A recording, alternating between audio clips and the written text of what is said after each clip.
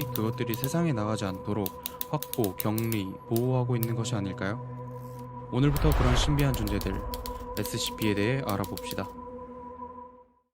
SCP 시리즈 1탄 SCP 재단.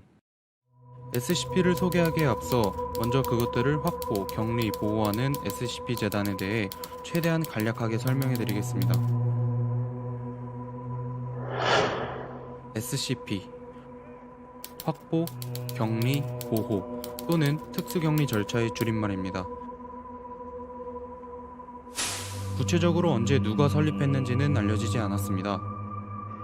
하지만 상당히 오래된 역사를 가지고 있는 것으로 보아 대략 150년 이상 혹은 그보다 오래되었을 가능성이 있습니다. 미 합중국의 지휘부이자 본진을 두고 있으며 한국을 포함해 전 세계 각지에 지부를 두고 있죠.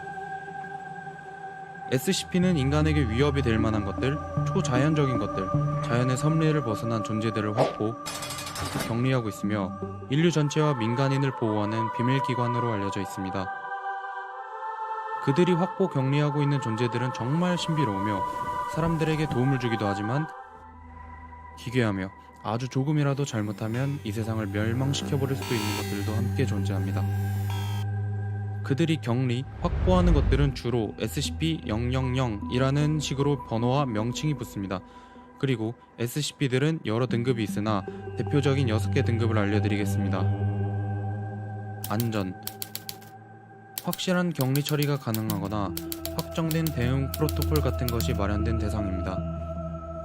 참고로 안전 등급이라고는 하지만 이 등급의 SCP들이 진짜로 안전한 건 아니란 걸 기억하셔야 합니다.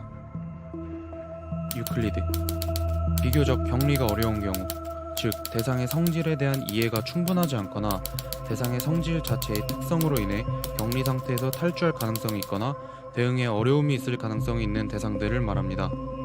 특히 자율성이나 지각 능력, 지적 능력을 나타내는 변칙 존재들은 거의 모두가 최소 유클리드 등급으로 지정되는데 해당 존재들이 스스로 행동 또는 사유함으로써 발생하는 불확실성이 내재하고 있기 때문입니다.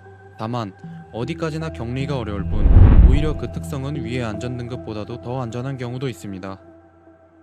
케테르, 포획이나 격리하는 것 자체가 불가능하거나 격리를 위해 광범위하고 복잡한 격리 절차가 필요하며 그마저도 언제든 탈주할 가능성이 존재하는 경우, 대부분의 케테르 등급 대상들은 때로는 정말 위험하고 괴물 같은 것들이 대부분이지만 간혹 그냥 격리가 불가능하다는 이유로 케테르 등급인 경우도 있습니다.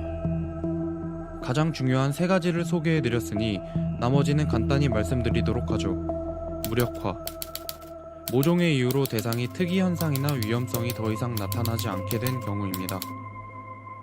해제, 대상의 특성이 일상적인 과학 수준으로 이해되거나 그 특성이 초자연적인 이상 현상이 아니란 것이 밝혀진 경우입니다. 타우미엘, 재단에서 매우 위험한 개체들을 격리하거나 위기 상황을 대처하기 위해 제작했거나 재단이 이용하고 있는 SCP에 부여되는데 재단 내에서도 타우미엘 등급의 존재를 아는 것은 극소수입니다. 등급의 경우 실제 대상의 위험도 자체보다는 격리가 가능한가의 여부가 등급을 매기는 데에 더 우선순위로 작용합니다.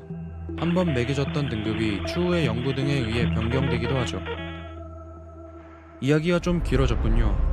재단에 대한 자세한 이야기를 더 말하면 길어지기에 이만 끊기로 하고 나중에 추후 이야기하도록 하죠.